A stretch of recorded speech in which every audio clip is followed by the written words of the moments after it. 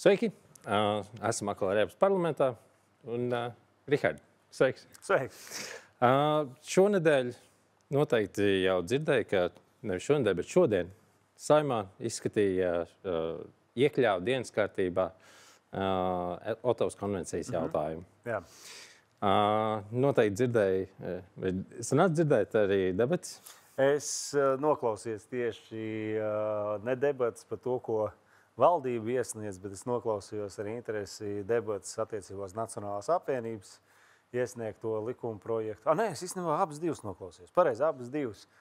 Labi, es nekomentēšu tie, kas tur runāja pret, jo tur ir, es nezinu, ko tie cilvēki lieto, bet skaidrs, ka tie nav valstiski domājuši politiskie spēki, pirmkārt, un detaļās neiešu. Bet tas, kas bija interesanti, protams, svarīgi ir tas, ka viss ir nodots komisijai, bet tas, kas bija, man tā liekas, saprātīgs piedāvājums ir no Nacionālās apvienības, jo nebija jau tā, ka valdības piedāvātais likumprojekts būtu pat nevar teikt kvalitatīvāks, viņš vienkārši ir savādāks, un turpat ir, teiksim tā, no juridiskās tehnikas tāda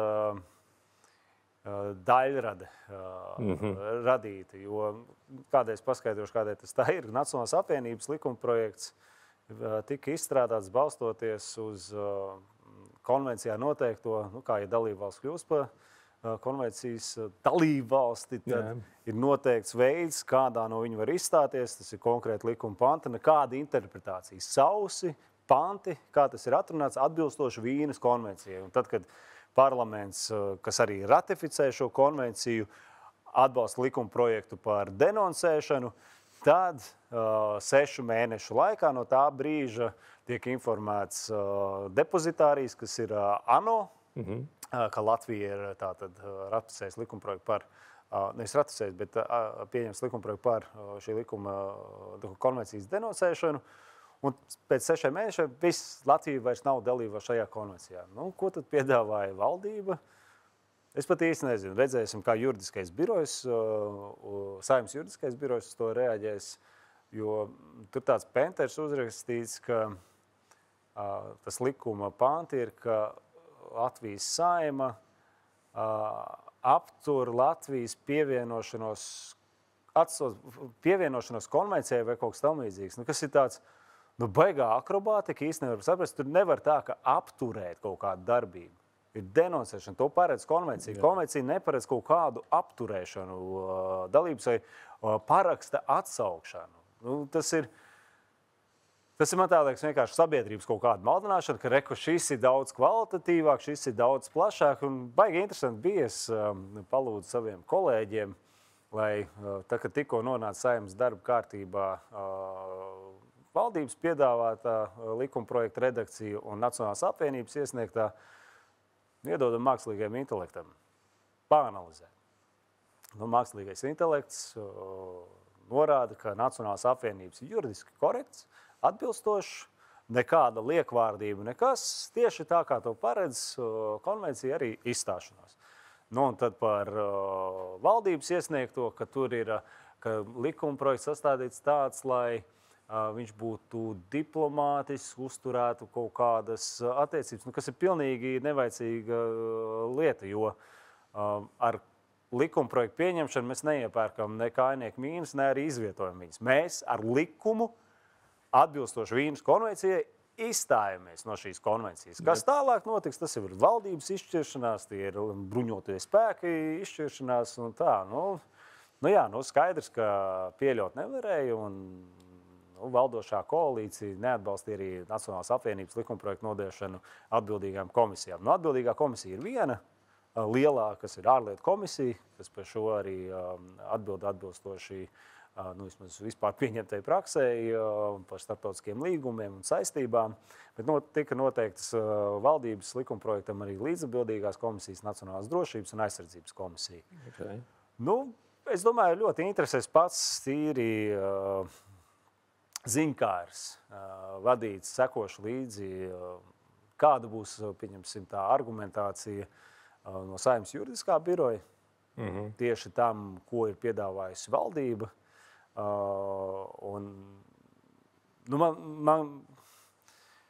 Man ir grūti spriest, vai rezultātā tā gala redakcija būs tāda, kā valdība iesniedz, vai viņa būs koriģēta, balstoties juridiskā biroja, ne jau kādiem politiskiem uzstādījumiem, bet ir no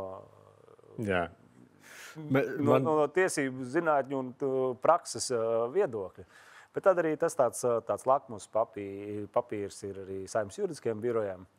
Viņš ir neatkarīgs, neitrāls, objektīvs un tikai un vienīgi profesionāli vadīts, vai tomēr kāda arī politiskie vēji iepūš tajā birojā.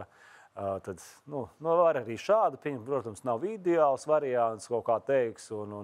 Jo tā viena lieta, kas ir tāda valdības iesniegtajā likumprojektā, tāda absurda sadaļa, kur uzdod ārlietu ministrijai tātad vēstuli, jau konkrēts teksts, ko sūtīs ANO. ANO praktiski, ja ir pieņemts 3 lasījumos, vienkārši paziņo tādā un tādā datumā, reku Latvija ir izskatījusi pieņēmums par izstāšanos konvenciju atbilstoši konvencijas tādam pantam. Viss. Tur kaut kāds garš tagad palaks uzrakstīts. Tas pirmkārt paver iespēju sabotēt likumprojektu ar to, ka var tikt sasniegti 100 priekšlikumu. Jo, ja attiecās uz NA piesniegt, tie ir 3 panti, ko paredz konvencija. Tur ir ielikts šis te pavadošais teksts likumprojektā, nevis anotācijā, likumprojektā, vēstule. Tātad katrs deputāts var vainīt vēstules, tur saturu, pielikt vēl kaut ko klāt. Šeit, man tā liekas, valsts interesēs bija operatīvi rīkoties, pieņemt Latvijai izstāties, tātad, ka atgādināšu, ka pieņemot 3. galīgajā lasījumā, arī prezidentam izsludinot šo likumu, vēl jāpiet 6 mēnešiem, lai mums šīs saistības, kas izriet no konvencijas, vairs nebūtu saistošas. Nacionāla apvienība beigās atbalstīja. Jā, protams, tas jau nebija tāds, ka, nezinu, kaut kā tikai mūsu un līdzīgi. Nē, bet minēs 6 mēneši ir jāgaida. Ir būtiski 1 nedēļa praktiski izniekota, kad jau varēja komisijas jau šonedēļ jau skatīties, ķerties klāt, un es saprotu, ka arī steidzamības kārtā skatīs, kas nozīmē pātrināt arī procedūru. Vai to vajadzēja, to lai spriež iedzīvotāji.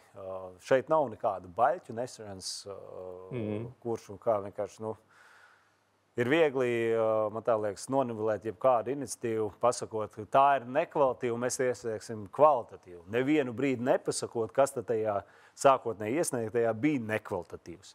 Tā kā, tas tāds, es pat grūti komentēt, kādu atbilstošu vārdu tam pielikt. Skaidrs. Varbūt es dzirdēju, ka ziņās izskanēja, ka atsevišķas dalībvalstis Eiropas Savienībā ir neapmierinātas ar Kaja Kallas darbību. Ka viņa izsakoties pārāk skaļi, pārāk cieti un uzvedoties kā premjera. Jau minēt, vai tās ir dienvidvalstis? Tas attiecīgi tas jautājums ir, kā tu vērtē, Kaja Kallas līdzšinējo darbību? Redziet, ir tā, ka ar šo te pārāk skarbi vai tādu tieša nostāja, tas ir tas, kas Eiropai ir iztrūcis īstenībā visus šos gadus. Nevis lirika par procesiem un jautājumiem, bet konkrēti priekšlikumu ar skaidru redzējumu. Pa Kaju Kallasu man grūti tā spriest, cik tagad ir veiksmīgs. Es domāju, ka viņai ir viegls darbs, viņai diezgan daudz jāsabalansē dalībvalstu intereses dažādos jautājumos. Ja pieņemsim Centrāla Austruma Eiropa, Ziemeļvalstis, ļoti spēcīgs atbalsts Ukrainai un vairāk, tad tur pretim dienvidvalstis ir ļoti liels uzsvars liek uz tuviem austrumiem, uz tuvu austrumu konfliktu, Palestīna, Izrēla. Viņai jāatrod tas vidusceļš, bet šeit par to pārmetumiem. Es saprotu, ka tas pārmetums ir radies tajā brīdī, ka Kaja Kallas no savu biroju atlaida ilgadēju ģenerālsekretāru ārējā dienesta vadībā, kurš pēc pilsonības ir itālis. Protams, itāļiem nepatīk. Es redzu, ka šī retorika, ko tu minēji, pārmetumi tam līdzīgi nāk no Itālijas, no Spānijas, bet es atgādināšu aizpagājušo nedēļu von der Leyen nāca ar šo pārapbruņošanās plānu Eiropai, ReArm, kas notika 3 dienas vēlāk, pēc Itālijas un Spānijas iebildumiem. Tas, man liekas, tāds kosmētisks kaut kāda rīcība, kas nemaina būtību šim plānam. Pēc Spānijas un Itālijas iebildumiem tika pārdēvēts šī plāna nosaukums. Viņa vairs nav pārapbruņošana, bet gatavība 2030. Jo, redziet, pārapbruņošana varētu raidīt nepareizs signāls. Kā tas nepareizs? Tā ir realitāte. Tas tieši otrādi, man tā liekas, iedzīvotājiem liksies atkal, jūs uztaisat kaut kāda būs fondiņš schēma, kur nekas nav skaidrs, kas īsti būs. Pārapbruņošana skaidrs, tas ir bruņojums, aizsardzības industrija, mobilitāte, militārā un tālāk. Un tagad gatavība 2030. Man īstenībā tad ir tāds retorisks jautājums. 2030, kas notiks? Ir kaut kas ieplānots. Un gatavība kam 2030? Kas tieši 2030 notiks? Tas tā, liekas jocīgi. Jā, un šāda darbība, Kājai Kallasai, es domāju, nav viegli, teiksim tā, Eiropas Savienības ārējo dienestu. Es domāju, tur arī viena otra reforma nepieciešama, tīri, kā veidojas politika Eiropas Savienības attiecīgajiem reģioniem, jo, ja kad paskatāmies kopš Briti bija Eiropas Savienībā. Es tagad vārds izskrit no galvas. Eštone. Jā. Lielbritānijas tātad viņa bija pirmā Eiropas Savienības ārējā dienesta komisārs, viceprezidenta. Un tad, kopš viņas līdz Kājai Kallasai, tātad ir Mogherini, Borels, no kurām valstīm? Spānija, Itālija. Tas ir. Tur nāk reģionāla atšķirība. Tā nav tikai reģionāla, tā arī ir uztvere pa dažādiem procesiem. Tajā pat Spānijā es domāju, šeit par politisko vidi, es nedomāju Spāniju kā valsts, kā viņa līdzdarbojas kolektīvajā aizsardzībā, bet es domāju iedzīvotāju vidē tāda sociāli ļoti kreisa uztvere pa lietām. Un arī tur ir tā, ka par Ukrainu sabiedrībā, ka nevajag atbalstīt, tur, cik mēs varam grūst to naudu melnā caurumā, un tādas retorikas iet. Turpretim, paskatāmies uz tuvajiem austrumiem, tātad Gaza, Palestīna, Spānija bija tā valsts, kas pēdējā pusotra gadā laikā atzina Palestīnas valstiskumu. Un, ziniet, šeit ir tie dubultie standarti, kas nāk, manā skatījumā, diezgan bieži no dienvidu valstīm. Mazāk no centrāla un austruma Eiropas valstīm un Skandināvu un Ziemeļu valstīm tajā skaitā. Tātad Palestīna, kurai praktiski nav atbilstoši Montevideo kritērijiem, kas ir ANO, kas pēc kuras pazīmēm tātad ir jābūt pašpārvaldei, jābūt tām funkcijām, kas vispār definē, ka valsts var funkcionēt. Ja tie izpildās, tad de jure ir atzīstams. Nē, vienkārši politiski atzīstam valstiskumu, bet tajā pat laikā Spānija atsakās atzīt Kosovu. Jā. Okay. Viņiem ir pamatojums kaut kāds? Vienkārši nē. Vienkārši nē. Okay. Nē, sanāk, tas tās domāšanas atšķirība. Uztver domāšana, tādēļ ir distants no Maskavas? Nē, es nedomāju tā, ka tur ir, cits varbūt tāds prāts stāvoklis, tā uztver par dažādām. Tad līdz ar to, šī neapmierinātība te parādās, bet tad ir jautājums, cik viņi ir objektīvi. Vai tikai nav tādēļ, ka viena otra merkantīla interese aizskarta. Skaidrs. Par merkantīlajām interesēm runājot tālāk, 3. aprīlis. Trumpa tarifi iestājas. 2. Otrajā viņš paziņo, 3. sākas. Nē, viņš jau ir parakstījis. 2. stājas spēkā. Okay. 25% visām ievestējām automašīnām. Kāda Eiropai vajadzētu būt reakcijai uz to?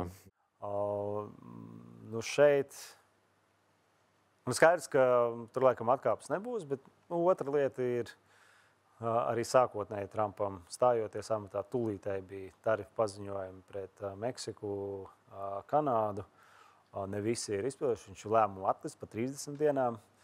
Viņš pats īstenībā ir teicis, tā ir tāda viņa taktika. Arī biznesā viņš to ir piekopis, ka tu nenoteiktības laiks.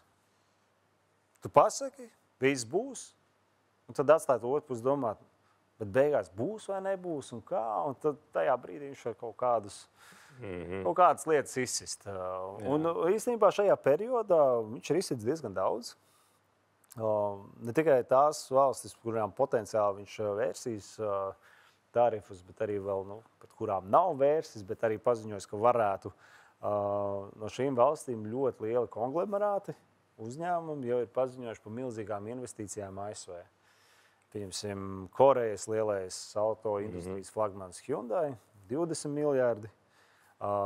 Taivānas gadījumā, kur arī viņš teica, 50% būs pusvadītājiem tarifi ieviesti. Lielais TSMC, lielākais pusvadītāju, var teikt, ražotājs pasaulē, paziņo par 100 miljardu investīcijām ASV. Un es domāju, ka tā ir tāda taktika, stratēģija. Un šeit arī Eiropas parlamentā, es nevaru iet detaļās, ir monitoringa grupa, Starptautiskās tirdzniecības komitejas, tātad Eiropas Savienības ASV attiecībām, jo tās ir slēgtās sēdes, bet neatraferējot sēžu saturu. Vismaz man pārliecība rodas, ka šādā veidā Trumps mēģina arī piespiedu, nepiespiedu, bet stimulēt Eiropas uzņēmums, ražotājs pārcelt savu darbību pilnā apmērā vai daļēji uz ASV. Un tas notiek, tādas indikācijas ir. Liela uzņēmuma arī Eiropā apsver kādai potenciāliem tarifiem, ka izdevīgāk vispār ir ražot tur. Un liela bilde. Jautājums ir, ko Eiropas Savienība darīs kopumā. Tas arī nav, teiksim tā, ir tarifus Eiropas Savienība pieņem ar kvalificēto balsu vairākumu. Vismaz tur ir kaut kāds, teiksim, labums tajā ziņā. Un es šeit nerunāju īstenībā par ASV, es vienu citu esmu uzstājis, ka mums grūti panākt vienprātību bieži vien uz virkni sektoriem Krievijā, kurus vajadzētu sankcionēt, jo vajag visām dalībvalstīm piekrist, lai sankcijas piemērot. Bet tarifus, kā es minēju, kvalificēto balsu vairākumu, mēs varam ieviest ar uzviju pret Krieviju. Pret visiem sektoriem. Nevajag atsevišķiem. Pa pilnu lauku. Uzliekam 70%. Visam. Jā. Tas gan importam, gan arī jautājums tie, kas arī eksportē. Gan jau Krievija ar tur kaut ko atbildēs. Bet šeit atgriežoties par ASV, Eiropa ir signalizējusi ASV, ka viņi nebūs pirmā, kas piemēros tarifus. Bet arī nebūs tā, ka ja ASV piemēros, ka mēs tikai paliksim skatīties, ka būs atbildes reakcija. Bet skaidrs, ka tas ir apusēji griezošs asmenis. Un tas nav tikai divpusējā tirdzniecība, jo tirdzniecības bilance ir viens preču plūsmam, pakalpojumu izmērām, bet kopējā ekonomiskā saite ar ASV un Eiropas Savienību ir milzīgi, 5 triljoni. Un skaidrs, ka šāda veida politika ietekmēs gan uzņēmējus, gan patērētājus ASV, gan patērētājus un uzņēmējus Eiropā. Un tam, protams, visam ir tas saucamais, aizmirsu vārdu latviski, tad man tev pārmetīs. Tas spillover efekts. Kāds ir? Latviski, no? Pārplūšanas kaut kāds efekts. Es domāju, ka saprot, ka pasaule ir tā izveidojusi, ka tā ir globālā ekonomika un katra mazākā kustība, kas ir, pieņemsim, tirdzniecībā, vienalga, kaut vai divpusējā kārtā, tur kariņš sāks, tas ietekmē visus, gan piegādes ķēdes, gan pieņemsim, kas ir izēju materiālu piegādātāji, izējuvielu piegādātāji. Tas viss ir savstarpēji ļoti saistīts. Tev būtu jāmin gaidīt, ka būs. Ka Eiropa arī ieslēgt. Pirmais droši vien minējums ir, vai tu minētu, vai Trumps ieslēgs pret Eiropu? Kaut kādus ieslēgs. Es domāju, ka būs. Tērauds noteikti. Tērauds noteikti, tur kaut kāds alumīnijas droši vien. Autobūve. Autobūve, Jā. Un Eiropa ieslēgs pretī kaut ko? Jā. Kaut ko, jā. Kā ir jābūt ir asimetriski. Nē, simetriski. Jā. Daudz? Simetriski. Asimetriski. Jā. Paldies par precīzēm. Okay. Ir kaut kādas idejas, kad viņas izslēgs ārā, jo pirmā Trumpa... Tas, ko varu teikt no Eiropas, un man prieks redzēt, ka mēs vienkārši nesēžam un negaidām, ka kaut kas notiks. Tātad tirdzniecības komisārs Šefkovičs jau otro reizi viņās dodas. Un es saprotu, tas uzstādījums nav tā, ka nelieciet tarifus vai tam līdzīgi, bet īstenībā jau iet pāri tam posmam, kas, pieņemsim, iedomājies, mēs jau esam vērsuši tarifus vienam pret otru, tagad negotiate. Ejam jau pie sarunu procesa, kā šo izmazināt, kā mēs varam līdz pastāvēt, lai abas puses būtu apmierināts tā tālāk. Bet es domāju, ka tur tāds, ko es no sākuma minēju par Trumpu, tur mēs drusciņi arī ir citi aspekti, ne tikai tas, kad redz, ko viņš saka, ka ne tikai Trumps, bet es saprotu administrācijā, mēs redzam šīs signāla grupas nopludinātie saraksti. Parādās diezgan izteikts anti-eiropijas sentiments.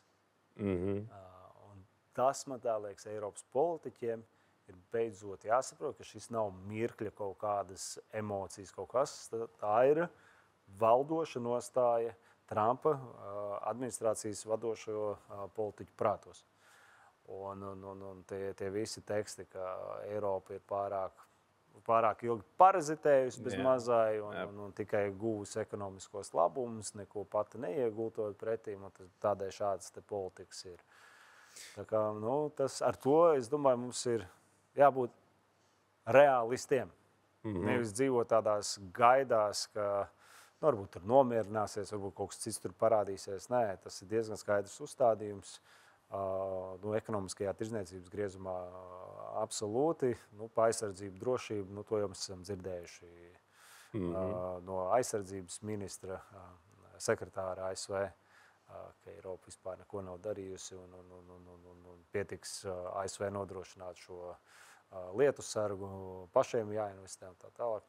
Jautājums, kā tas varētu rezultēties vienā vai otrā lēmumā, bet šeit ir atgādinājums vēlreiz, Eiropas politiķiem mums nav jāgaida līdz tam brīdim. Tie signāli ir jāsāk jau gatavoties sliktākiem scenārijiem. Par signāliem, jau pieminēja signālu. Par signālu grupas noplūdēm. Eiropas parlamentā, citu pirms kaut kādu mēnešu, bija izplatīts paziņojums, ka Eiropas IT departaments rekomendē signālu, kā labo aplikāciju, kas drošāk nekā WhatsApp. Ja? Bet tajā visā, kā viņi tagad Signalgate nav jau... Aplikācija nav vainīga. Jā, aplikācijā nav, bet ir vismaz gan jau tur noskaidros, vai vispār skaidros, kā Trumps ir uzdevis. Tikt skaidrībā, kā tas varēja notikt, bet žurnālisti publicētā pilnā saraksta sākumā ir kas?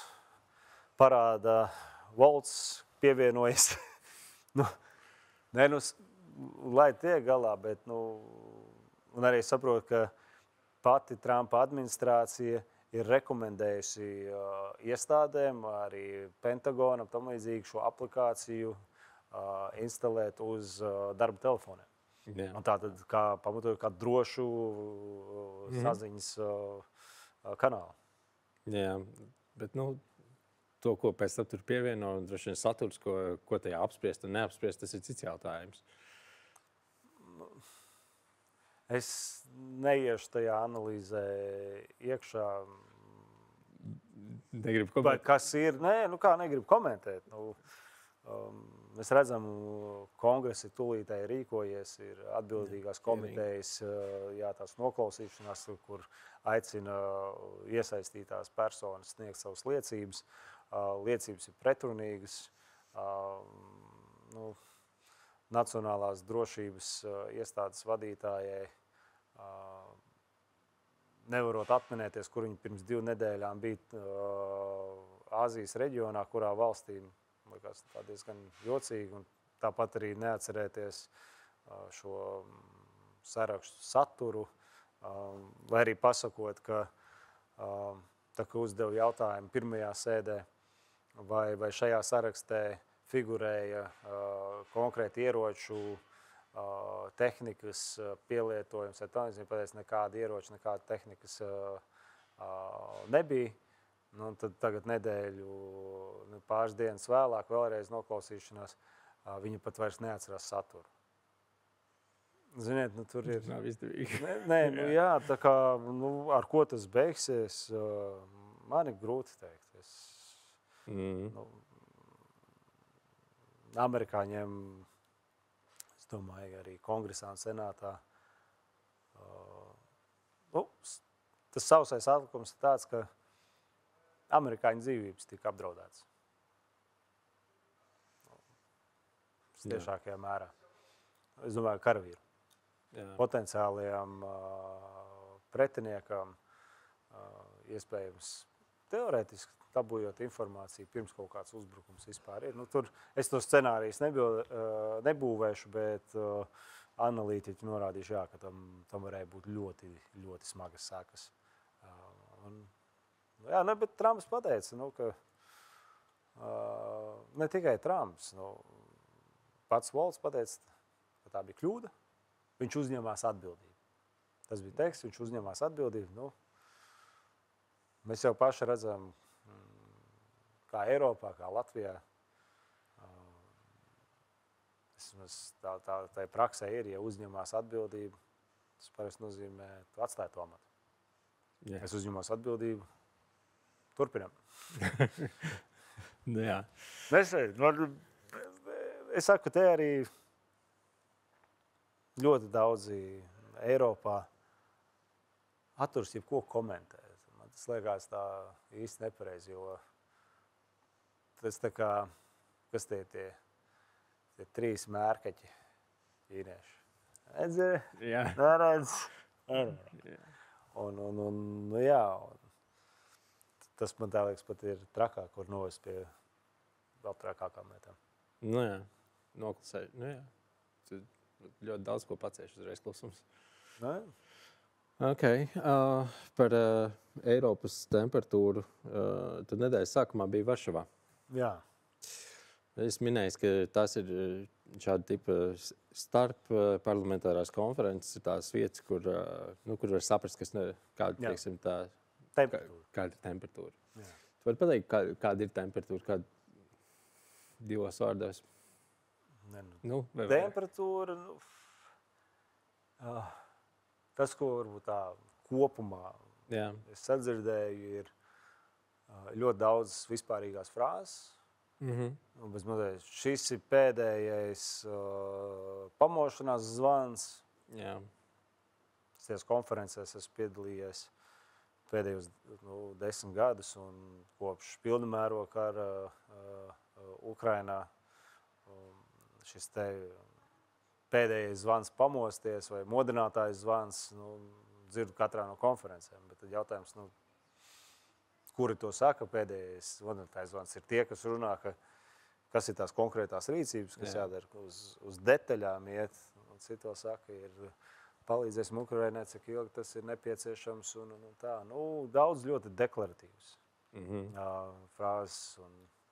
Jā, es centos tajā diskusijā virzīt to, ka mēs skaidri esam jau identificējuši visu iespējamo. Kurš ir agresors, kurš ir kara noziedznieks, kurš ir genocīda īstenotājs. Mums tas nav jāverificē vēlreiz. Ir jautājums, kā mēs to piemērojam ne tikai sankcijas, bet to atbildību praksē. Un kādā veidā praksē mēs tad Ukrainai, cik ilgi nepieciešams arī sniedzam to atbalstu. Un, jā, protams, tas, kas izskanēja, ka tas ir absolūti nepiedodam, ka jebkuras sarunas, kas tagad norisinās, ka Eiropa vienkārši atstāt malā. Un tagad mēs redzam, ka pēc Saudarābijas Rijādas pēdējās tikšanās starp Krieviju un ASV un ASV starp Ukrainu, jo trietā tur nav tikšanās, ka virzīties uz uguns pārtraukšanu, Ukraina ir gatava tūlītēji, unconditionality, bez nosacījumiem, bet Krievija, vismaz Melnajā jūrā, pieņemsim kuģošanas, lai tur būtu uguns pārtraukšana tajā jomā, atceļiet sankcijas. ASV būtu gatavs, jā, tur runāt vienu otru, bet es saprotu, tur ir specifiskas bankas no Krievijas prasītas atcelt. Tagad nāk ārā ziņa, ka ASV varētu atcelt sankcijas tajās jomās, kas saistās ar lauksaimniecību, bet tas nozīmē mēslojums, fertilizers, tam līdzīgi, un tur ir komponentes, kas militārajai industrijai tieši lādiņa ražošanai, potasijums un tā. Tā kā tas notiek, bet skaidrs, ka un ir ļoti labi, ka Eiropas Savienība pateica, ka viņi negrasās nekādas sankcijas atcelt uz kaut kādiem šādiem te nosacījumiem. Es to salīdzināju tā, ka Krievija šādu te uzstādījumu uzlika, ka tas ir bez mazai, es mērķēju tevi ar ieroci, pacelu rokas virs galvas, un tikai tagad tu pacels rokas virs galvas, tad es nolaidīšu ieroci. Jā. Tā kā, šīs sarunas ir, nezinu, te ir, dotajam vārdam ir nozīme. Es kaut kā esmu audzis pēc tāda principa, ja tu apņemies un pasaka, ka tas ir tavs, var teikt, tavu apņemšanās, tu viņu arī izpild. No Trumpa administrācijas mēs jau dzirdējām, ka abas puses piespiedīs sēsties pie sarunu galda. Vienā vai citā veidā to tagad dara, sēžas pie galda, virzās uz tādu uguns pārtraukšanu, pat tālāk, kas varētu iet jau tātad taisnīgā, ilglaicīgā mierā, miera sarunās. Kas notika pēc pirmajām sarunām starp Trumpu un Putinu, kad Trumps teica, ka bija ļoti laba saruna un par daudz ko tur vienojās. Viņi par to Putins piedāvāja tuvākajā laikā organizēja hokeja spēli, jā, starp ASV un Krievijas hokejistiem. Un tagad Trumps teica, ka tagad ir tad virzīsies tām uguns pārtraukšanu. Burtiski tajā pat dienā masveida dronu raķešu uzlidojumu Odesai. Mēs redzam tagad pēdējās 3 dienas Harkivai virknē pilsētā atkal masveida. Un tieši civiliem objektiem. Jo tur jau tā galvenā tagad bija, kur arī Zelenskis minēja, ka galvenais, jā, viņi arī piekrīt neuzbrukt enerģētikas objektiem Krievijā. Čuriks aiz čurika, kā saka. Un Trumps jau arī minēja, ja Krievija negrasās ievērot to, ko tur apņemās, ka būs tādas sankcijas, ka maz neliekas. Mēs to neredzam. Tas liek uzdot ļoti daudz citus jautājumus. Man vismaz rodas priekšstats, ka kāds Trumpa Putina pakts varētu būt. Jo neviens jau nav devis. Parasti jau tā prakse bija pat arī Trumpa pirmajā prezidentūrā, Baidena laikā. Baidena laikā nebija nekāda saruna starp ASV un Krieviju, bet arī pirms tam, kad bija Minska 1, Minska 2, ka parasti šādi lielvalstu līderu telefonu sarunās burtiski tajā pat dienā nāca saruna atreferējums. Ne jau detaļas, bet atreferējums. Šeit nekā nav. Šeit absolūti nekā nav. Mēs tikai varam zīlēt kafijas biezumos, kas tiešām ir no Trumpa puses tur solīts, ko Putins, kādas batonas ir sabās viņam vai makaronu sakarinājis uz ausīm. Tā kā ir grūti teikt, bet tas, ka Eiropa vēl joprojām netiek pieaicināta kā saruna partneris, tad tur vairākas lietas bez Eiropas nevar. Eiropa ir sankcijas, jā. Ne tikai sankcijas. Kā var runāt par taisnīgu ilgstošu mieru Ukrainā bez Eiropas iesaistes? Tā ir kandidāta valsts, tajā skaitā. Arī, Tā nav vienkārši vakums kaut kur.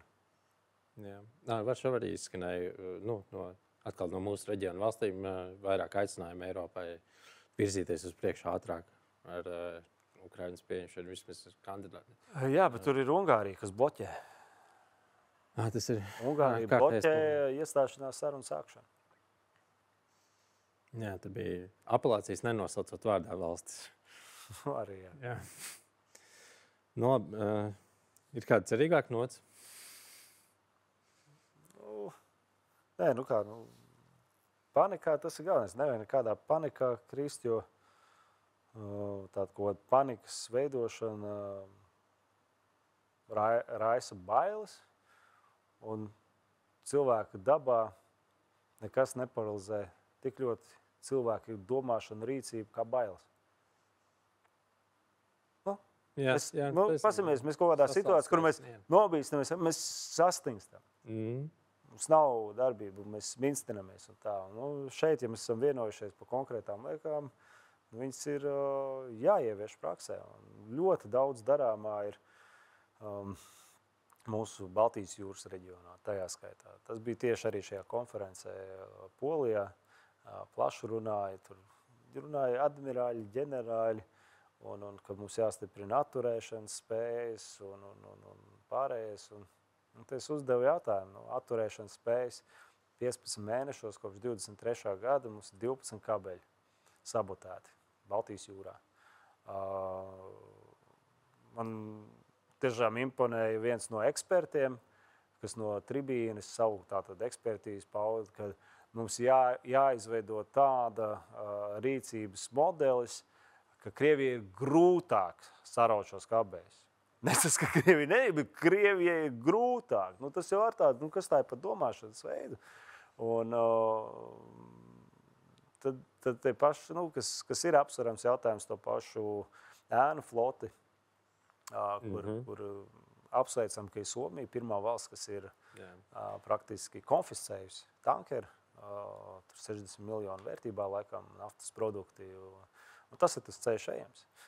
Pilnībā, ja tur neatbilst nekādiem starptautiskiem standartiem, vai kā kuģis bez apdrošināšana, tā, tas ir bīstams, konfiscējam visu kravu un viss ietvers. Bet kur būtu vērts Eiropas parlamenta komisijai un dalībvalstīm skatīties, tātad Eiropas Savienībā mums virkne regulējuma zonas, Schengen, muitas savienība, vienotais tirgus, enerģētikas tirgus, bankas savienība. Visi tie ir juridiskie lielie ietvari, kas regulē visu kaut ko. Viena komponenta, kas mums iztrūkst, ir jūras savienība. Mums ir Baltijas jūra, Ziemeļjūra, Adrijas jūras. Visu nosaka starptautiskās jūrniecības tiesības un jūrniecības organizācija.